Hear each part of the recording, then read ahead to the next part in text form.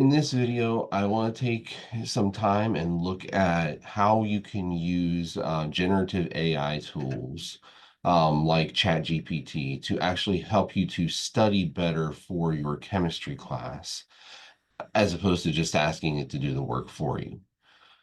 So I'm going to show you a couple of different platforms that you can use.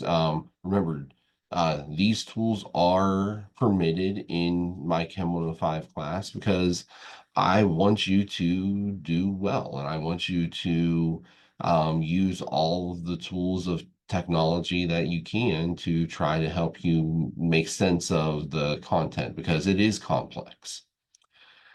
So let's start by looking here first at kind of the most commonly known generative AI, the ChatGPT. And obviously, ChatGPT can do things like, if you just ask it to do simple tasks, explain the law of conservation of matter, it can do that and it can do it very, very easily.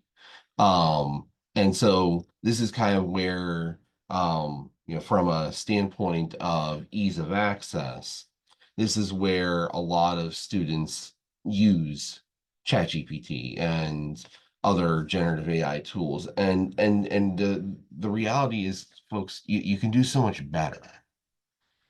Yes, if you were doing an assignment where you had to generate a definition or write a short essay about something, yeah, this is going to do great. It's going to knock it out in seconds, what might have taken you minutes to do instead. And I get that. Lots of, there are lots of homework assignments. There's lots of things to do that kind of feel like they're wasting your time. And why not have something else do it for you? But here's the thing. Um, you are going to run into problems with ChatGPT and with other language model software when you start to ask it to do things that are a little bit more complex, especially when it comes to calculations.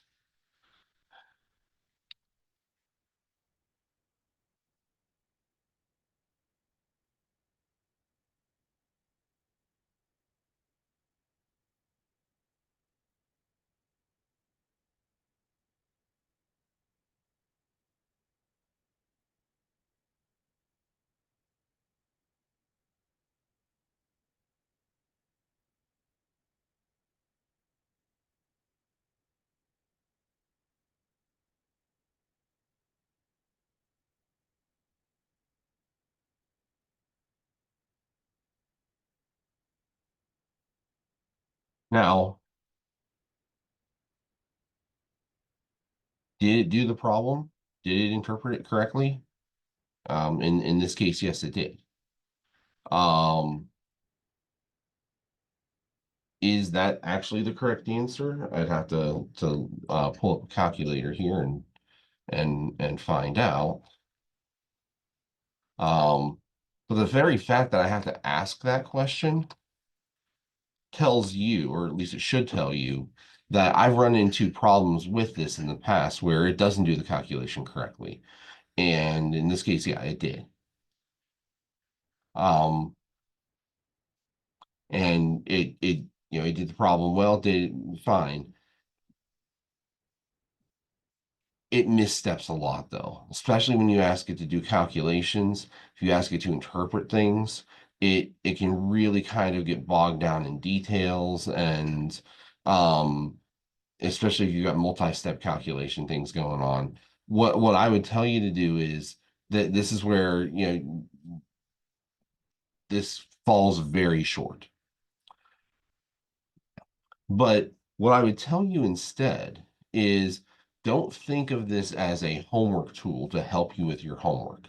Think of this as a study tool to help you get ready for your quizzes and exams because your homework is only 25% of your grade.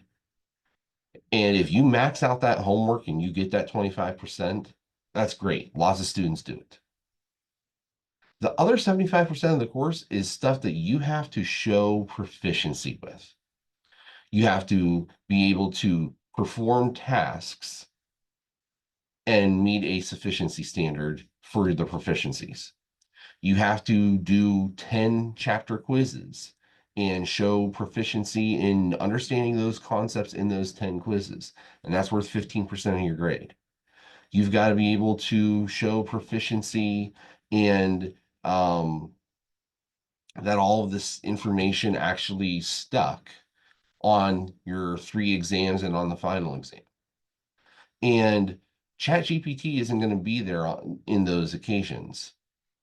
And the kinds of questions that you get asked on those are generally things that ChatGPT might do well with some with, might not do so well with all of, even if you could use it.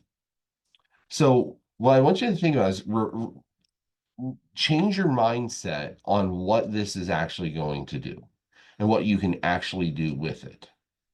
And what I mean by that is instead of you putting in questions and having it give you answers, reverse the process.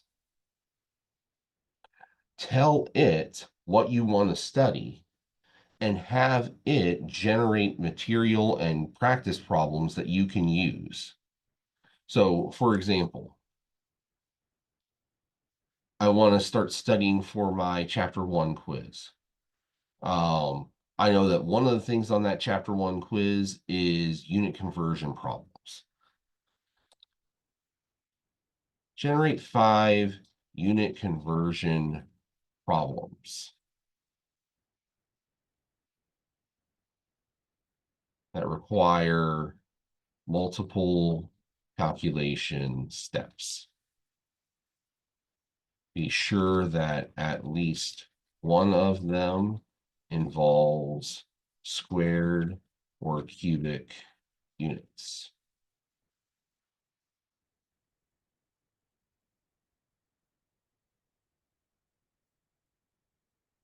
And it's still working below. But here you go. Here are some things. You're driving at a car at a speed of 45 miles an hour, convert it to meters per second. Okay. Now it gives you the steps on how to do it, but you still have to solve it. A rectangular garden has an area of 50 square yards. Convert it to square meters. That's a perfectly valid kind of question that you might find on a quiz. You have a tank that holds 3 gallons of water. Convert that to liters. That's actually not a two. It's giving you 4 steps to do it. The conversion tables that you have from chapter 1 actually give you a direct conversion between gallons and liters. But again, a reasonable practice problem. Converting density from one unit set to another. Nicely done. And converting energy here. So there you go. 5 practice problems to help you with one of the more difficult things to do out of that chapter 1 quiz.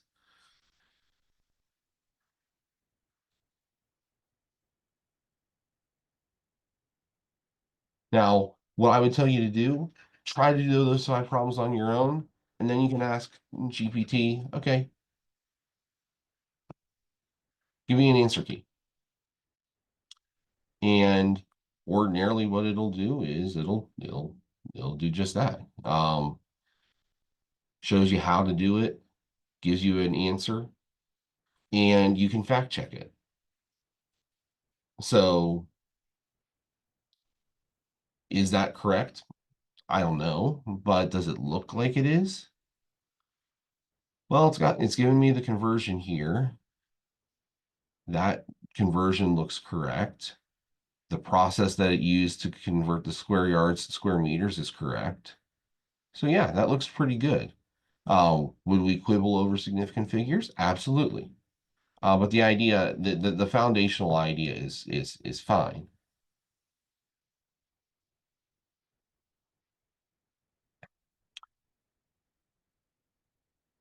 So you can use that. You can use this as kind of an auxiliary professor.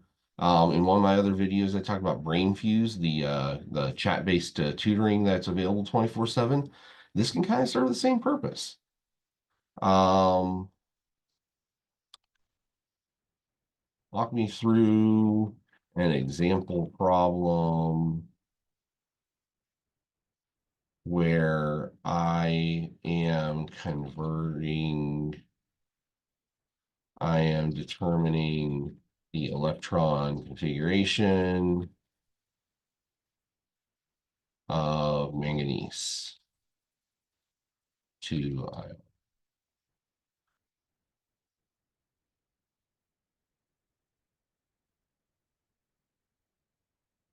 And so it's gonna take me through the process. And so this is kind of like having a professor in your pocket.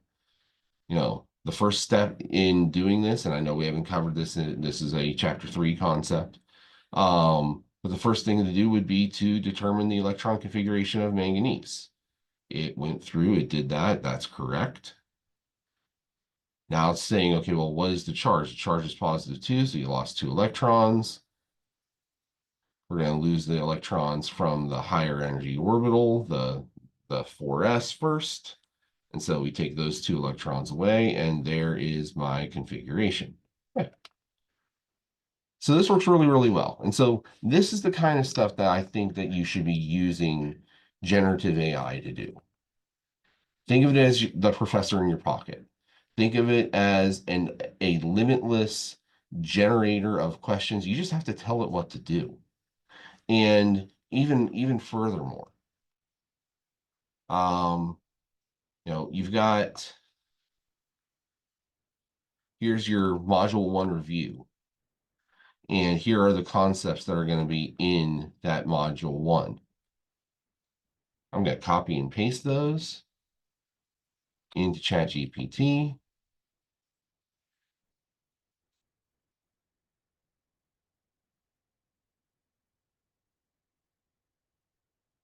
These are the concepts that could be covered in quiz 1.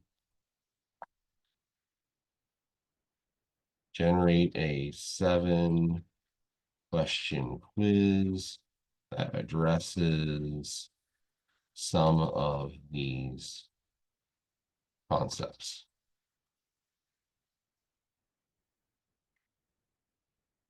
Now, here's something that, this is actually good. By default, ChatGPT is going to give you a multiple choice test every time you ask it to generate a quiz for you. And this is where you've got to be smart in your instructions. Okay.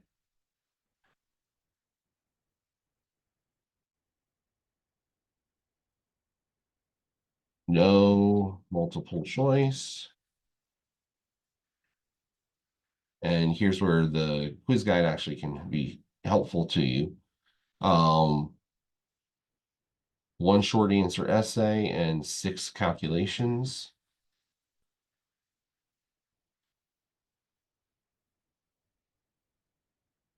So one question should be a short answer essay.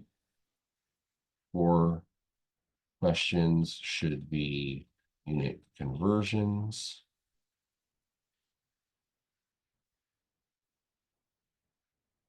2 questions should involve density calculations.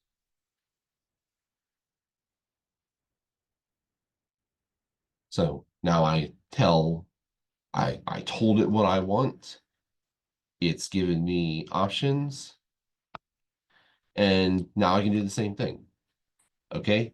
Um, I go through, I do the work, and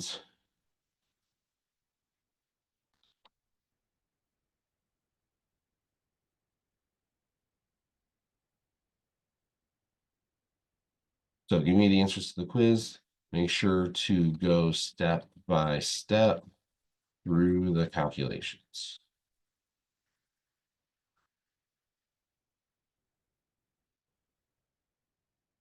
And so it gives you a possible answer. It goes step by step through all of this.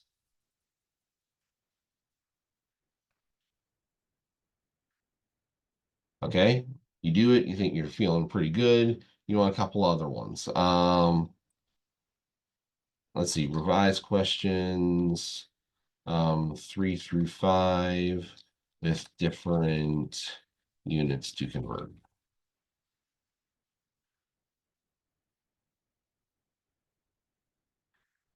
And so, like I said, it kind of becomes limitless in terms of what you wanted to do. You just, tell it what you are trying to study, and then give it more specific instructions to help you pare it down. Because I'll tell you, one of the things it does is it does do things in a very simple kind of way. So, if you look at the conversions that it asked you to do, centimeters to meters, kilograms to milligrams, kilometers per hour to meters per second, there's a theme there. We already saw miles per hour to meters per second. These two conversions are relatively simple. You might see one of those on the quiz, you might not see two. So ask it for things that are a little bit harder. Ask it to do things a little bit differently. Now, switching gears, the other thing I wanted to highlight to you is that a chat, there is a AI bot in your textbook. It's called ACE. And ACE shows up primarily in sections like this, where we are looking at textbook or I don't know if ACE shows up here in the PowerPoint slides. Doesn't look like it does. Um, but if I'm reading through the textbook and I'm making my notes and I'm going, okay, I want to look at this part right here. I'm reading. I can ask Ace to come in here and, okay, I want Ace to explain a concept to me. What is the difference between potential and kinetic energy? Now, one thing that you will notice with Ace is a little bit slower than ChatGPT. It's not nearly as powerful of a model. But one thing that it will do is it will um, give you direct references to things that are in the textbook.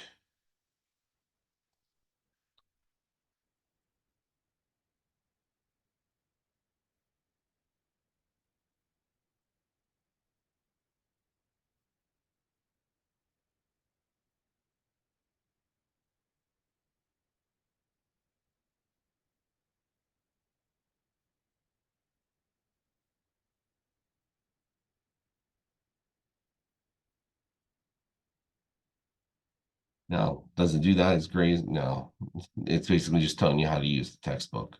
Um, but there are advantages here. So, I mean, one thing that you can do is as you're working through your homework, as you're reading through this, the book does a pretty good job of giving you kinds of interactive pieces here where like potential energy, you hover over it and it gives you the definition, telling you the differences between the different types of kinetic and potential energy here. Your book also does have questions in it that you can go after.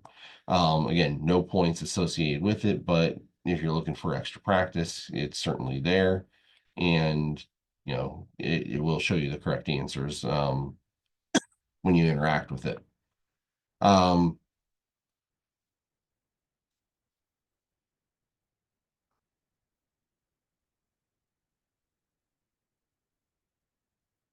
but you have the same kinds of things here. Here, I want to.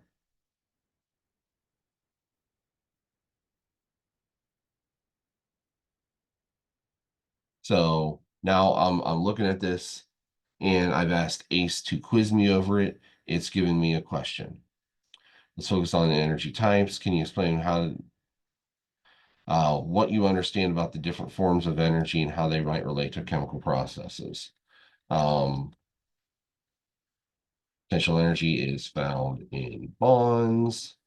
Kinetic energy um, exists only in the gas phase. That part's wrong, by the way. It should tell me that too. And here it is. It's a good start. You mentioned potential energy is found in bonds, which is correct. However, kinetic energy is not limited to the gas phase. It can also be present in liquids and solids.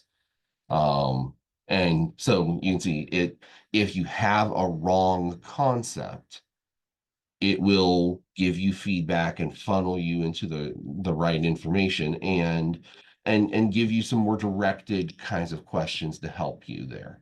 And so um, it's like I said, it's not as powerful as ChatGPT is. It's not as fast, but it does give you some more tailored feedback. And it's a little bit more Socratic in its approach, where it's answering questions with questions, giving you more targeted feedback about, what you are talking about. Whereas ChatGPT, um, it just interacts with you. It generates stuff. It doesn't necessarily fact check you. And in fact, you can tell ChatGPT that things are wrong, and it usually apologizes when you do. Um, so those are the two types of AI I wanted to focus on, particularly for this course. Like I said, ACE has a very kind of targeted kind of thing where if you're studying and kind of working through things, it can give you some targeted feedback and kind of help you to address some of your misconceptions and try to make some sense of them. Whereas I really think the power in ChatGPT is in the question generation mode. Now you got to work with it a little bit, because most of the time the first response that it's going to give is either too simple, or not exactly what you're looking for. But you can refine it and and cultivate it into something that you actually want, and it kind of becomes limitless once you do. Um, Put in the correct parameters, and it really can go a long way for you. So if you have any questions about AI, or want to know a little bit more about how it might be better used for you, feel free to send me an email or stop by my office sometime, and we can talk about some ways that you can use it to help you and to actually help you succeed in this class. But until then, have a good day, and I will see you in class.